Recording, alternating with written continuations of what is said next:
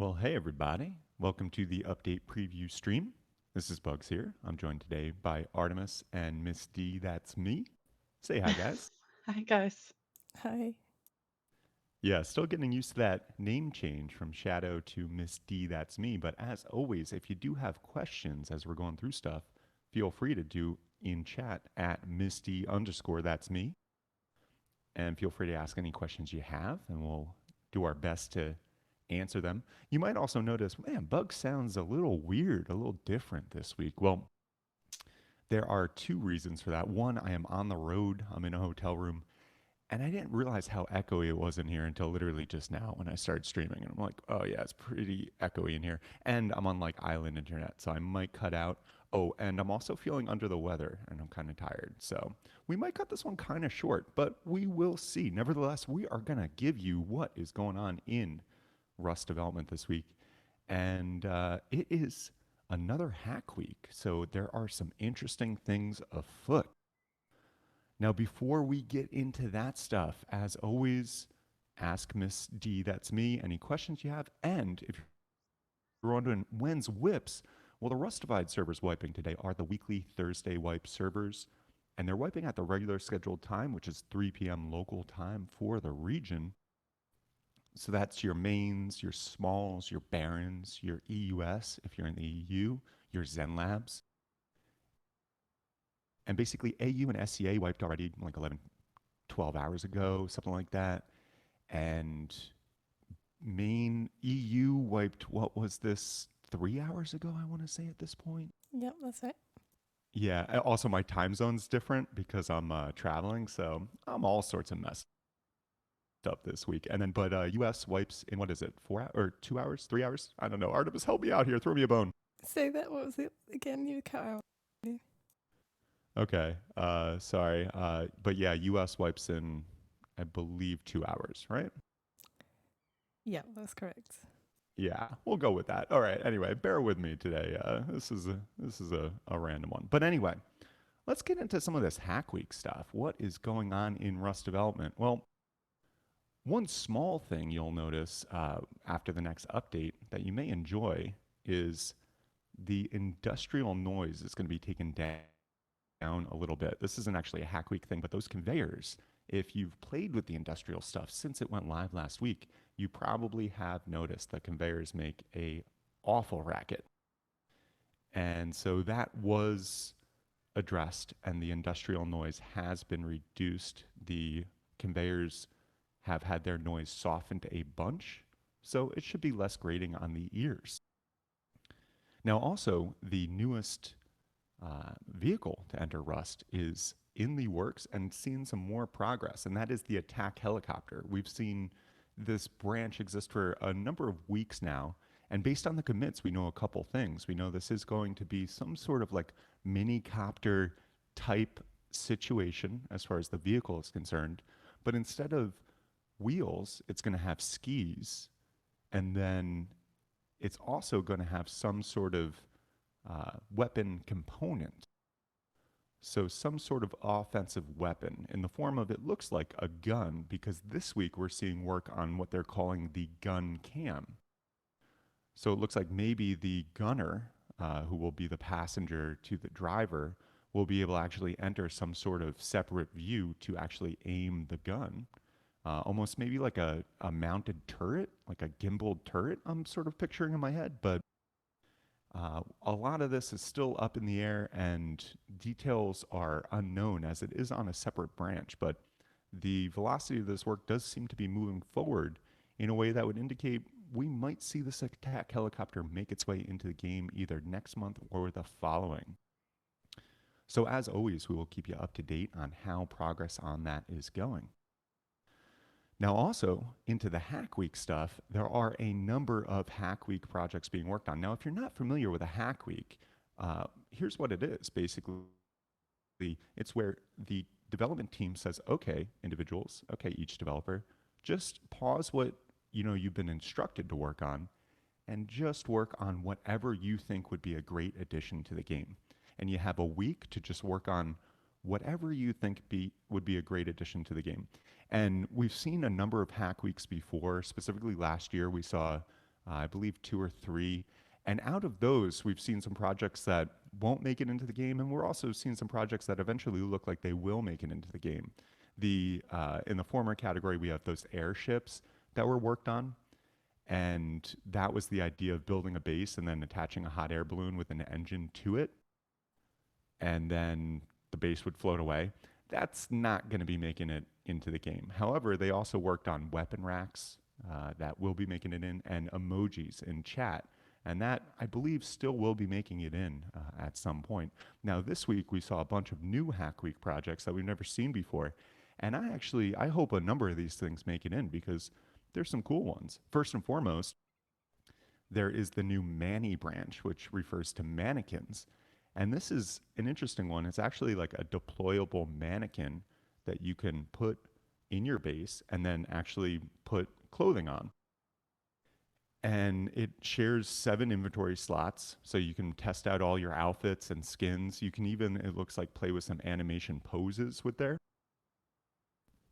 And that could be some interesting, base decoration, to say the least. It could also be a way to store your clothes in a more cool way. And I'm like picturing a hall. You ever like those halls where like they have the armored guys on each side and everything like that? Maybe you could do something like that, in Rust eventually and decorate your base like that. So that sounds pretty cool.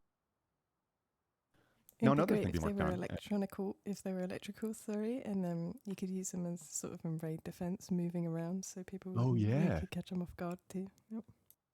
Yeah, that could be cool too. So yeah, we'll keep an eye on these mannequins. And once again, this Hack Week stuff is just that. It's just the developers playing with stuff they think would be cool to add to the game, but it's not a guarantee that any of this is actually going to make it in. Now, next on the Hack Week agenda, we have breadboards being worked on. And no, I'm not talking about like some cutting board for your sourdough. This is, if you're familiar with electrical engineering, a breadboard is kind of a way that you can prototype and quickly put together small electronic components.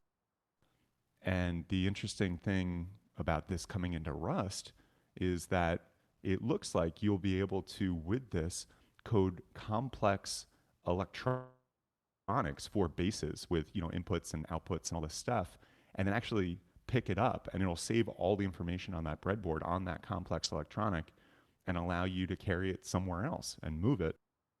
So it almost potentially introduces the idea of like semi-portable advanced electronics for the game, which I think could add some really interesting dynamics into gameplay. So we're going to keep an eye on that as well, another Hack Week project. And then another one very much in the realm of logical, like a very logical add to the game. And in fact, something that's been in concept limbo for a number of years now is backpacks. And that is another project being worked on Hack Week. And the first iteration of it seems like it's already kind of taking form on that separate branch. And the idea with the backpacks is you as a player will be able to craft and put on one of these backpacks. You can only put on one at a time.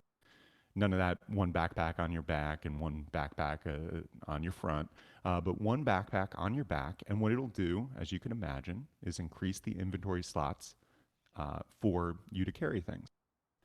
And then, of course, you can't have the sweet without the sour. So you get more inventory slots, but also it's going to slow down movement a bit.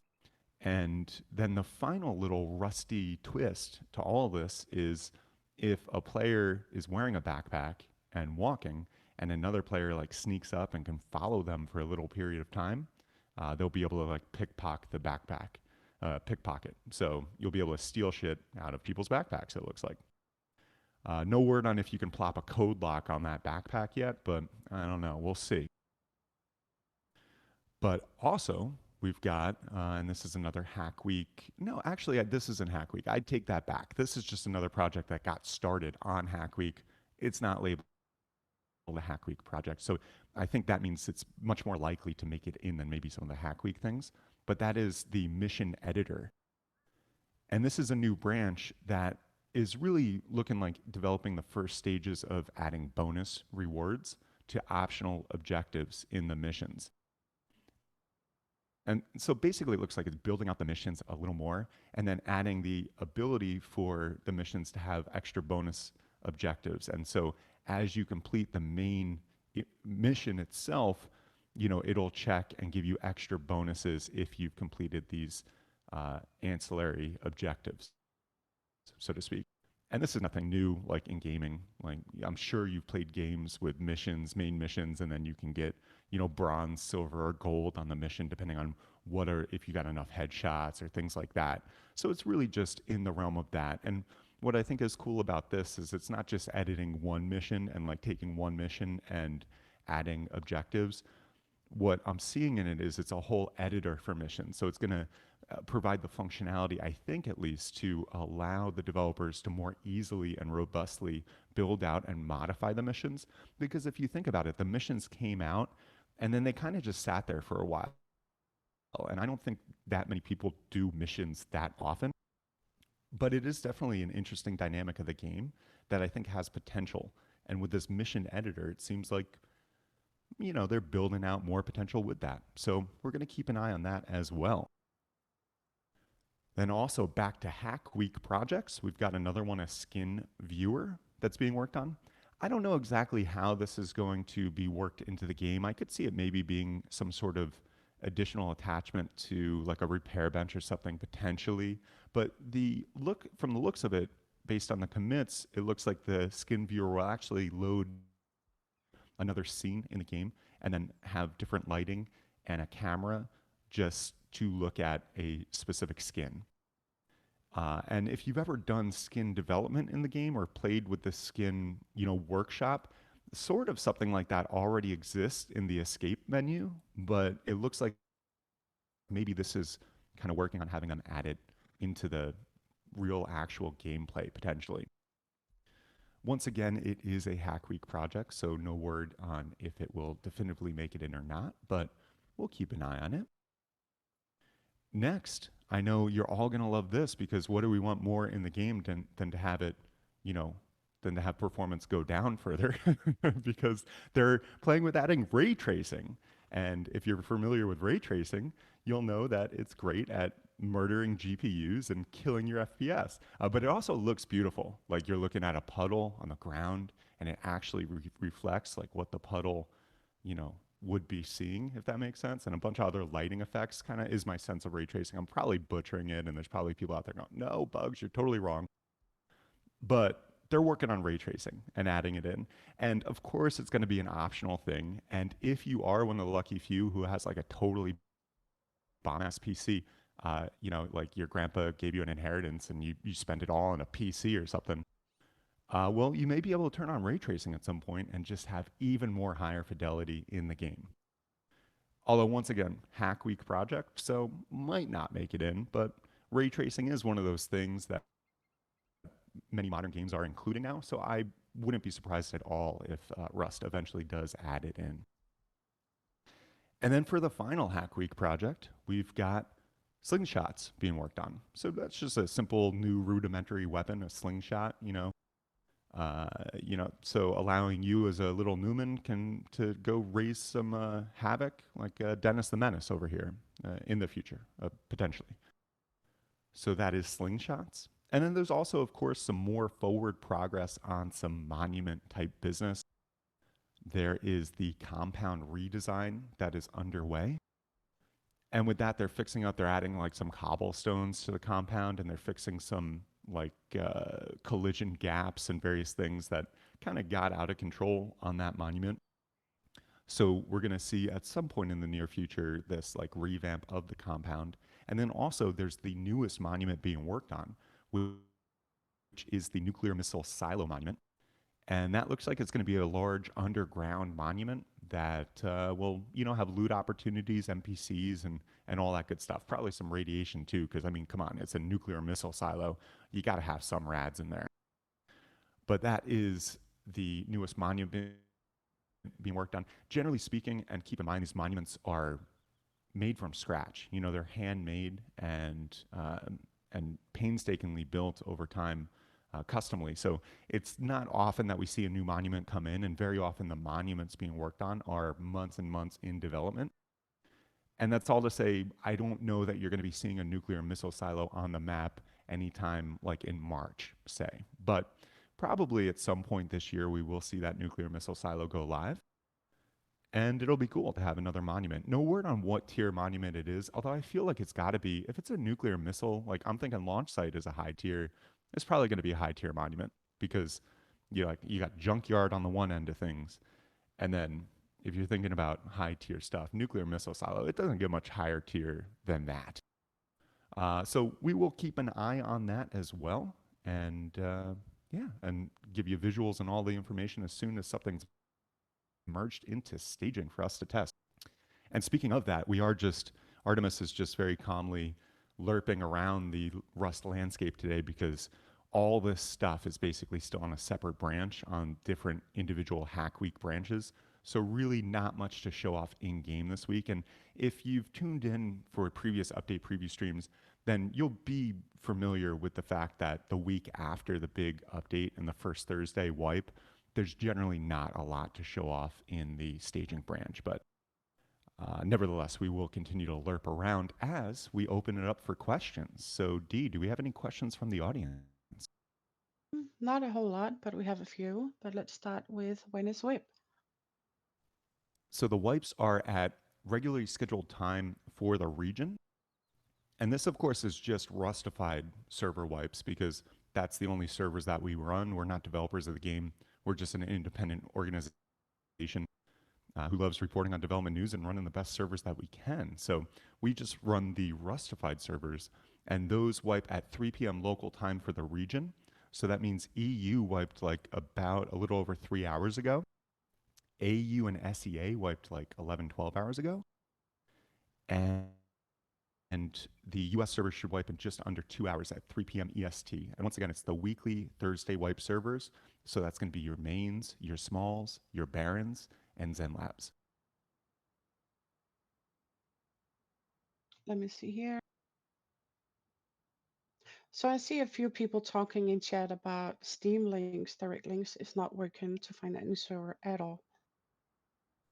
Yeah, and I do believe that is a byproduct of the step one of the new networking changes that went live in the game last week. So if you missed it, basically they are changing the networking in the game, and it's going in a two-phase or two-step process. Step one did go live last week, and that was the multi-threaded networking for the game. So long story short with that, the game runs off one CPU core, which isn't ideal because many CPUs these days have multiple cores that can do multiple things. And so if you just got everything running on one core, it's not great. So what they're doing with the networking, and they have already launched this, is having the networking be able to use multiple other CPU cores to do its work. And then step two of this is going to be switching from RackNet protocol to Steam networking protocol. And this is all just networking game protocol crap. But long story short, RackNet was depreciated and basically has been just dead in the water for years now. It's no longer really active at all. And thankfully, it still hobbles together and still works. But going forward, it's not really workable to keep building on top of something that's been deprecated and no longer being up to date. And so there's this whole new Steam networking, which Steam created, and it's all this stuff runs on Steam. So you can see how that would be advantageous for the developers to switch over to that. But within this, it changes a lot of stuff with the game and with the servers and with the connections. And what server owners had to do last week for the multi-threaded thing was set a query port that's different from the game port. And the end result of that is a lot of the players lost their favorites and lost their history, couldn't find their servers. Also, apparently for performance or optimization on the server list, they changed it so instead of loading 10,000 servers, it only loads 5,000, I believe. And that also equates to if you're looking for a server and it's not part of the one of the 5,000 that are loaded, you can't see it. And then if you go to try to connect with Steam Links, that's apparently not working either. So in the wake of the multi-threaded networking, it is a little bit of a cluster, and it's going to continue, I think, into next month because we are switching to Steam networking. And I frankly don't know what other complications might come to fruition with that switchover. Although I will say this, as a server owner, whenever they are switching networking or something fundamental in the game like this, I start sweating because if networking doesn't go well, that can have things like no one in the server can do anything or interact with anything. People all get disconnected. The server just crashes multiple times. Like there's so many things that can go super, super wrong with a change like this. And I do want to acknowledge Facepunch because although there are these kind of fringe like conflicts and inconveniences, the game itself didn't go completely to crap, and the server performance and everything held up strong, and it looks like server performance is really solid right now. We still do of course have the issue with AI, and the AI can cause crashes in the server. So if you do play Rust and you experience a server crash, in my experience 9 times out of 10 that these days is based on the AI just getting screwed up, and it's an NPC around a junk pile getting like basically stuck under the map on the nav mesh, and it tries to move and it can't, and then over time it just causes the server to crap out and crash. So that is still an issue with the game, and the devs have acknowledged that it is an issue, but it's not something actually that they can fix. It seems like an issue with Unity and an underlying bug with Unity itself, which is the game engine that Rust runs on. And so within that, it's, we got to wait until Unity fixes it. But with the AI crashes aside, I do have to say, like, this new networking performance is solid. It didn't cause other networking based crashes. And it seems like everything's pretty good. So, although, yeah, it sucks Steam Connect links don't work and some people lost their favorites and stuff, overall, this was a change that needed to happen. And it seems like the devs pulled it off pretty much without a hitch. So, next question. Okay. When do you think we will get procedural caves? Yeah, there is a procedural kind of dungeon system being worked on.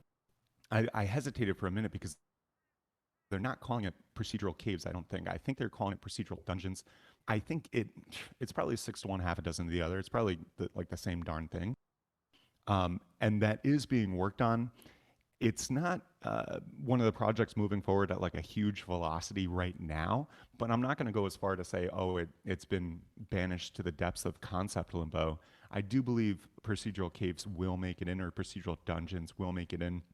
And also, I have a sense that it's going to be a part and maybe released with the nuclear missile silo, because that's underground too, I believe. Will server owners be able to set missions for their player base? You know, I don't know for sure, but wouldn't it be cool if this mission editor actually allowed the community to create missions? How cool would it be if the community could create missions? They could release them publicly if they wanted, and then server owners could opt in and say, "Oh, I want these missions," and then like there could be the most popular missions, because that way it's not on the devs to like come up with every single mission. You could community source it. I could see why the devs wouldn't do that because, of course, depending on the mission and depending on the prizes, it could totally throw off the balance of the game from one server to another. So I don't really think players will be able to do that in vanilla gameplay. I do immediately get a ping in my head about a UMod, plugin, and shit. For all I know, it probably exists already, where you can create new missions. As far as vanilla gameplay is concerned, I don't have a strong confidence that the devs would give the ability for server owners to create their own missions, but as a server owner, I do think that could be pretty cool. Do you have any thoughts on the crater area, area? A few commits here and there, but it seems interesting in concept.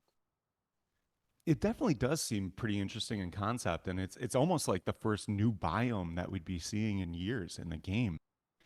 And as Rust is a survival game, and I think so often it gets almost confused for a just and rightfully so, but it gets caught up in being like a massive PvP battle type of game. But at its core, it is a survival game, right? So the idea of having some more volatile biomes the idea of having some more harsh conditions for where players it's just hard to survive and just to survive. I love that because I got into Rust 10 years ago in Legacy, as a survival game, not as a PvP shooter. And so the idea of adding more survival aspects like that, I really like. That said, I'm not seeing, like you said in your question, it's not like there's a ton of commits actively around that. So I don't have a strong sense on when we might see it in the game and if that would be just a new default part of procedural maps when it comes in, or if it's more like maybe part of a new custom map or something else. So I don't really know, but I am very interested in that kind of new biome and keeping a close eye on it. Is there any news on the hacking area? On a Hackers. hacking, oh, in the hacking area. I'm like, wait, Yeah. they're going to create a area just for hackers in the game? And then I thought back to Right, Legacy, they really? had like Hacker Valley. There's no Um, hackers in Rust, I think. Yeah, but no, as the hacker situation in total is concerned, I will share my thoughts on that right now. So here's the deal. We had the we had Facepunch release last year's metrics, right? They said year in review. And one of those metrics was 2 million individual players went through official servers. And then the metric next to that was 800,000 plus accounts have been banned for hacking last year. So it's not hard to do the math to see, holy cow, hacking is an epidemic in the game. There's so many new, every day, there's thousands of new accounts flooding official servers and other servers every day. And I do think EAC and Facepunch have more to do in that realm. And it is always a game of cat and mouse, right? So I'm not going to stand here and bitch and moan about where it's at. But I did see it was such a point that me as a server owner, had to shift some policies around our servers. And so what we're doing internally is a couple things, and I'll share them with you. One, we've got a new anti-hack in-house system that we're working with that is doing a great job in seeing certain metrics and doing certain things. And I'm not going to get into any specifics because, once again, game of cat and mouse, right? But it is doing an amazing job, and we are tweaking it and honing it. And then as soon as we can, we're cranking those fucking knobs up so we can ideally catch a lot of these hackers before they cause an issue to anyone in the server, and ideally before anyone in the server even realizes they're hacking. On top of that, we just did an onboarding round of new moderators, and we've got like over 10 new moderators coming in. That is a great group of people, and they're trained up and they're already actively moderating in the realm of junior moderation on our servers. So we're throwing more people at it, we're throwing more anti-hack at it. And then finally, what I also made the call to do is, if you have a suspect profile, if you have a Steam level 0, if you have a private profile that's brand new, if you have a profile that you look at the history of it and clearly it was bought from a third party site because it was stolen from someone else, if you have various other suspect things, I'll be straight with you. We're just banning you from the fucking server and we can work it out afterwards. But I'm not wasting my time loading into a server, spectating for 15 minutes this guy named 123 that has a 2 hour old account and is 40 to 1 kills to death. It's like, no, clearly you are full of shit. And so I say that not only to help provide ease to anyone who's a legit player in the servers and just knowing like we're getting rid of these people faster than we ever have before. And it, because literally it was like putting a forest fire out with a garden hose. It's not gonna fucking work. So I got a bigger goddamn hose, all right? And then on top of that, what we're doing is just really cranking up the anti-cheat and really throwing more people at it. And the net result of it, and I'm being much more active in Discord and with reports and training my team to do so as well. So the net result is we're banning more people quicker than ever before. And just a slight word of warning to anyone who is a legit player but playing on our servers, if you have a Steam level 0 account, if you are being a literal god in the game and you've only had the game for a week, well, watch out, you might get banned. And we've got protocols in place to like look into it further, but that's just the situation right now. It's out of control. And so we actually have changed a number of things in just the past couple weeks to really ramp up our ability to combat this situation. And so far, I'm seeing very positive results, and I'm very happy with how it's going. And we're not done yet. We're still cranking it up. We're still working hard to get rid of these hackers, and we still got more things planned to improve on that situation. And someone to that was asking, so what if someone just got a new PC and just bought the game, uh, and they're just half decent at the game? Yeah, they might get banned temporarily. I'll be straight with you. You might. You might get banned temporarily. And then we'll review it. And if you are indeed, because we've got more metrics we can look into, and we've got other resources that we can call upon, third party resources to look in and see if you really are. And we have had some false positives, but I'll be honest with you. I thought we were going to have a lot more. When I changed this, I thought we were going to be flooded with ban appeal tickets um, like morning, noon, and night. But the fact of the matter is, we are not, because there are so many hackers and there's so many bullshit accounts, and most of them, when they get banned, they're not going to bother logging in and appealing. They just get on their other new account and go get banned again. But if you are a legit player and you get caught up in this, first of all, I apologize for the inconvenience, and really just do rustafied.com/support, put in a ticket, and we will look into it. And of course, we have people who are banned. They put in a ticket, and I'm like, no, you're full of shit. Your account is bullshit and you're hacking, and we don't lift the ban. But there have been some false positives. I can count them, I think, on one hand at this point, maybe two. Wouldn't have to take my shoes off. And we look and we're like, oh, yeah, that isn't, you did just buy this game. And this is, your first week, and you got a couple, lucky kills, and we'll give you the benefit of the doubt.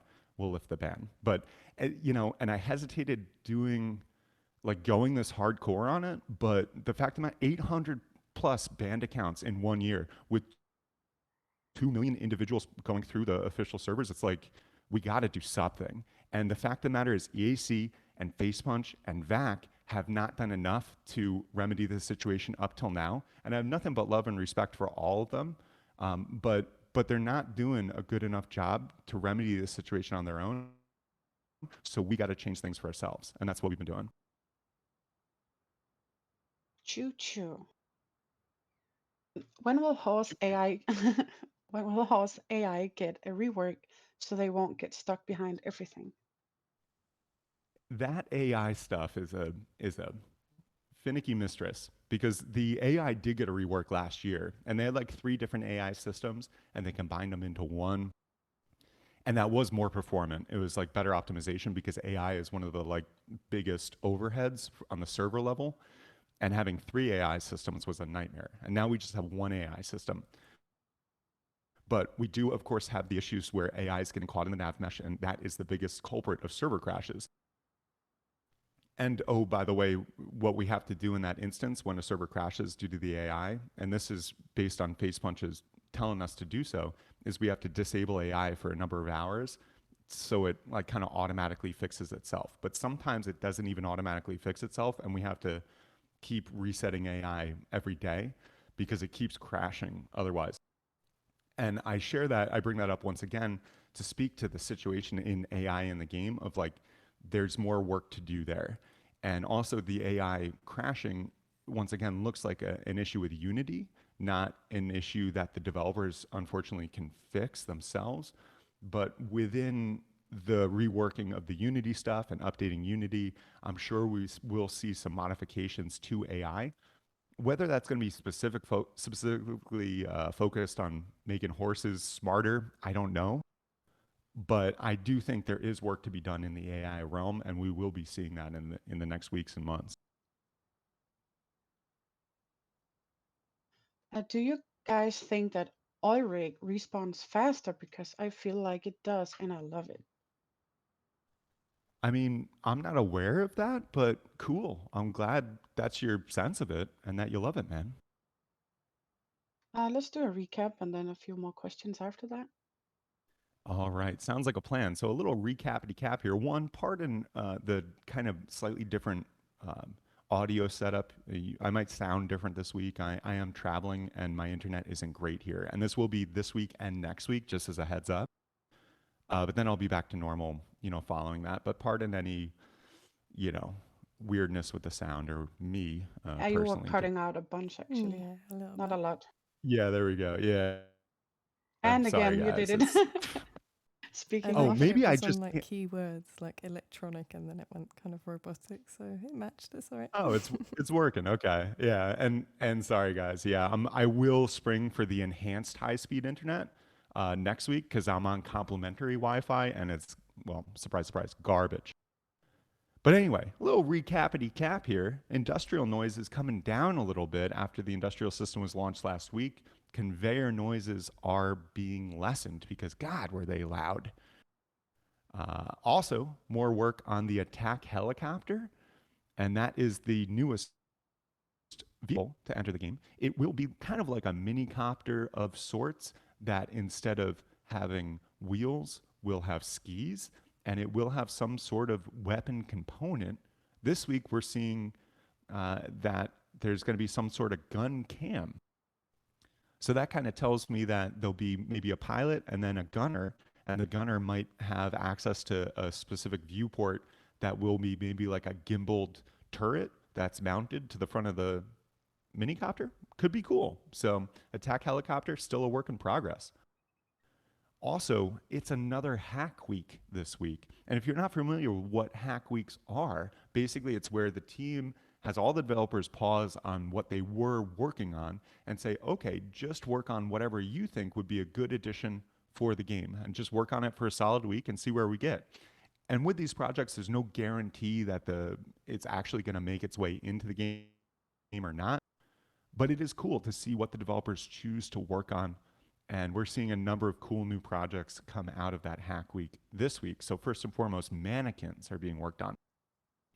And that's going to be a player deployed item that looks just like an actual Rust player and has 7 slots of inventory. So, you can basically add and dress them up. And it looks like you'll even be able to play with some different poses of the mannequin as well. Also, there's work on breadboards, and we're not talking like whole oat, slices. We're talking electronics. So, electrical engineering, there's a thing called breadboards, and it's where you can basically like kind of quickly prototype little electronics.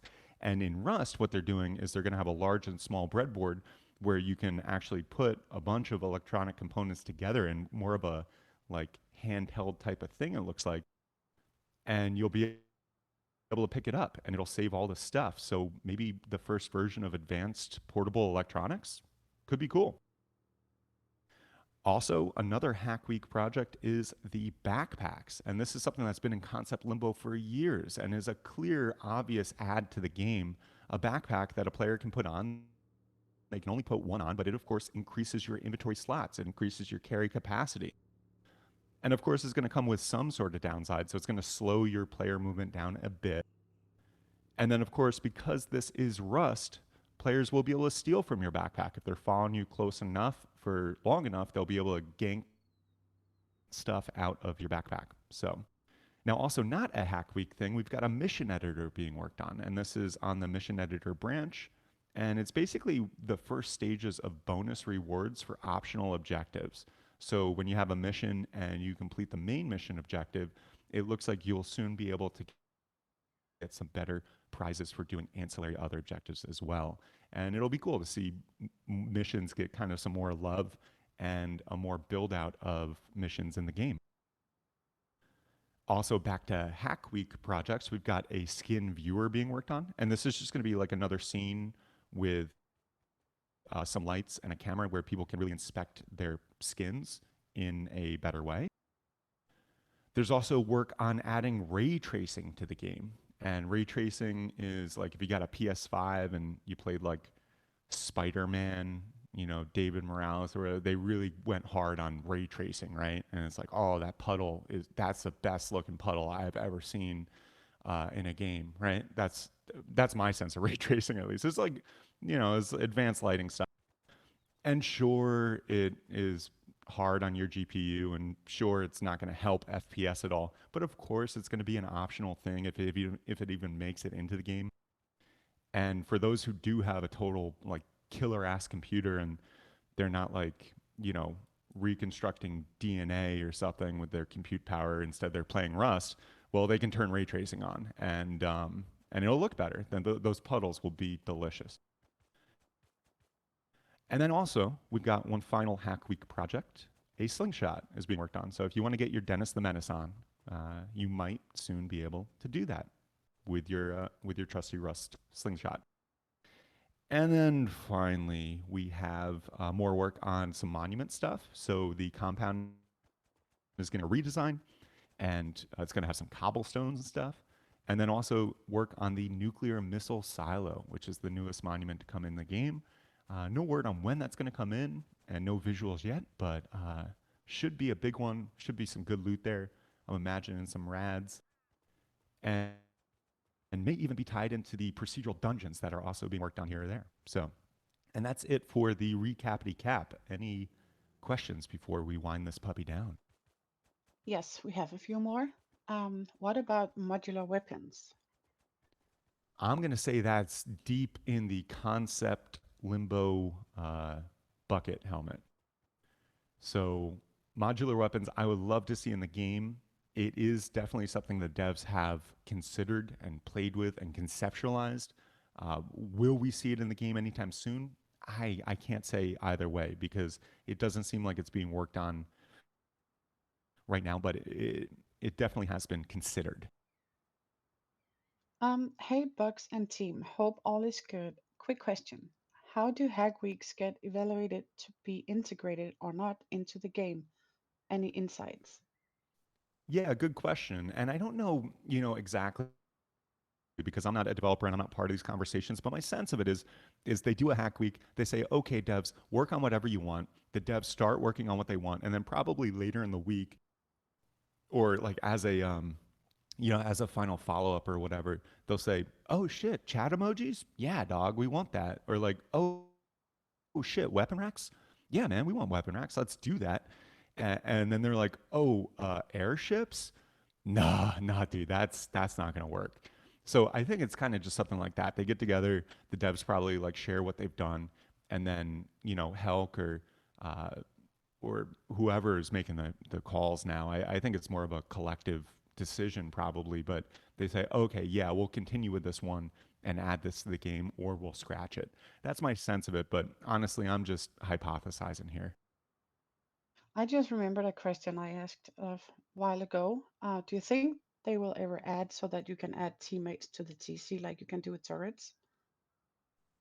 Yeah, I think that would be a great quality of life thing, and I wouldn't be surprised at all if eventually that made it in. Probably, and it occurs to me when, the next time they just say, okay, let's focus a couple weeks on just doing quality of life stuff, I could definitely see that being one of the things, worked in there.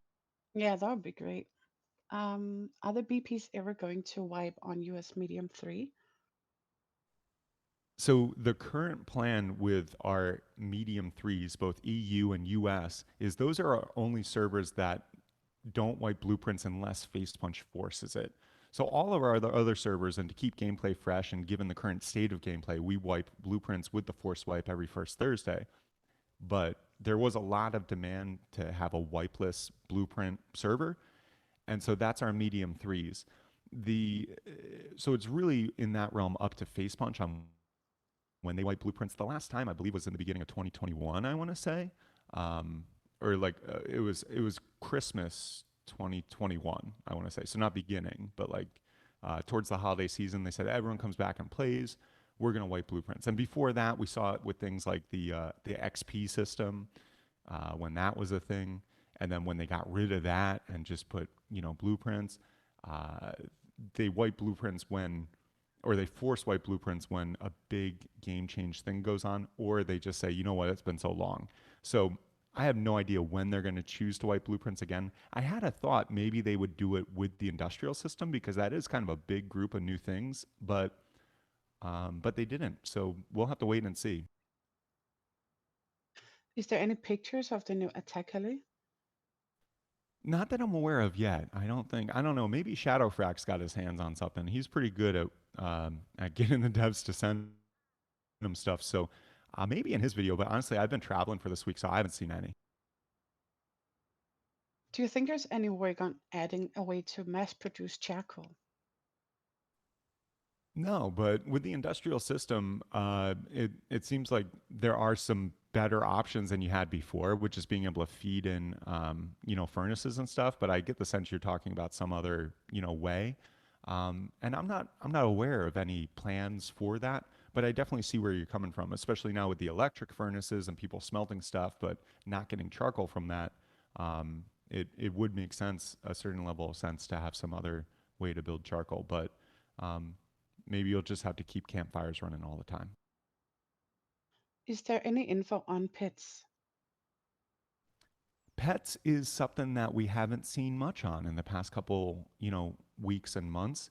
It was worked on for the better part of last year.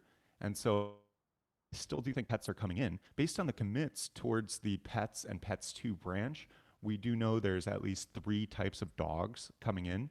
And it looks like you'll be able to do things similar to like the other year with the Frankenstein zombies or Frankenstein monsters for the Halloween event, where you can tame a pet and then kind of control, what it does, whether it guards you or follows you or goes over there. So that is the sense of how the pets are going to work, but it doesn't seem like it's moving forward that quick at this very moment. So I'm really not sure when pets will come in. I still always, when I think of pets, go back to it would be a really solid DLC option, at least if they provide the ability for you to have pets that aren't part of the DLC. But then you could buy some other pets. I think that would make sense from a face punch standpoint. So maybe, this summer we'll see a Pets DLC go live, but honestly, I'm not really sure. A piece of me expected them to go live already, just given the amount of work they put in last year on them. But, things happen and priorities shift. And so sometimes things just kind of slip into concept limbo for a little bit before they're able to come to fruition. Any chance of seeing a Rustafied AU small map towards AU or another server? At the moment, we're not planning on opening any other servers in AU or otherwise. And that's really just, we're really focusing on honing in and maximizing the quality of our existing servers. That said, anything's possible in the future, but as it stands now, and for the next month or so at least, no plans on opening new servers. What about a middle compound? I assume that he means middle walls instead of stone walls. Well, there potentially was some more work on a new building block type of element that I believe was brick, but no words on any other metal type of, buildings. But anything is possible. Whatever happened to the server to server transfer? That is still in progress. That Nexus body work that also got worked up with the clan system, which is basically the team system on crack and messaging and organization for more like 100 or so members of a team across multiple servers. That and the Nexus server to server transfer with that ferry terminal that you take a boat out to and then pick what server you go to. That is all still in the works and is I gather, a finicky mistress in and of itself. So I don't know when we're going to see it go live.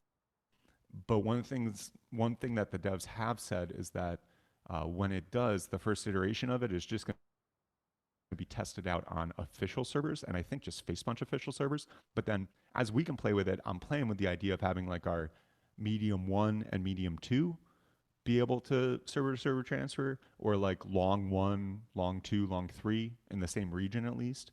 Maybe we'll play with it, but yeah, really just playing it by ear, depending on when they release that functionality, and no word on when that will be.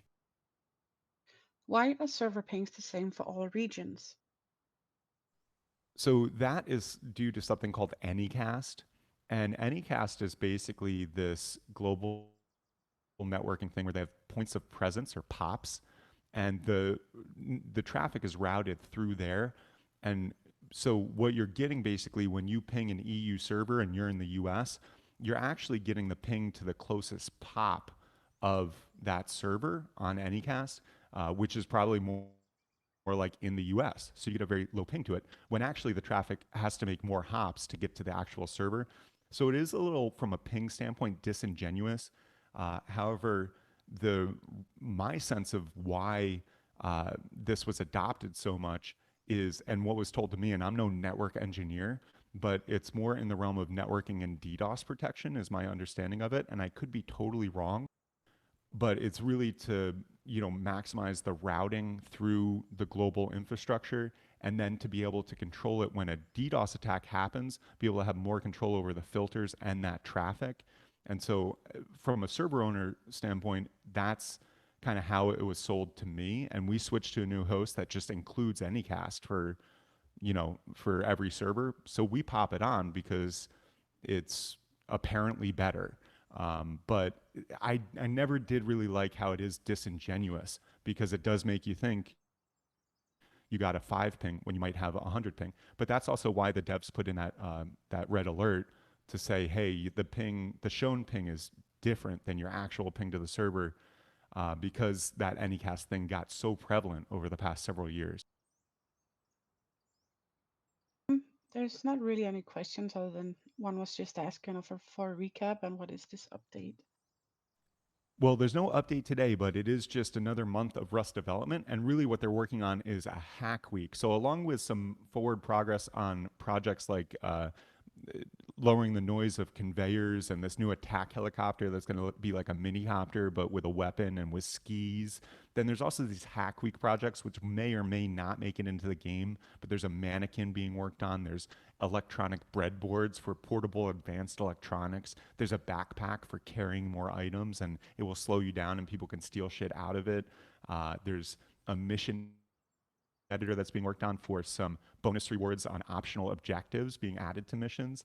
There's a skin viewer being worked on. Ray tracing is being added in potentially, and also a slingshot is being worked on. And then also we have some work on the nuclear missile silo monument, which is the newest monument coming into the game, and also some work on redesigning of the compound, because they're going to add cobblestones and like kind of improve the compound monument a bit more. And so that's like a real quick recap.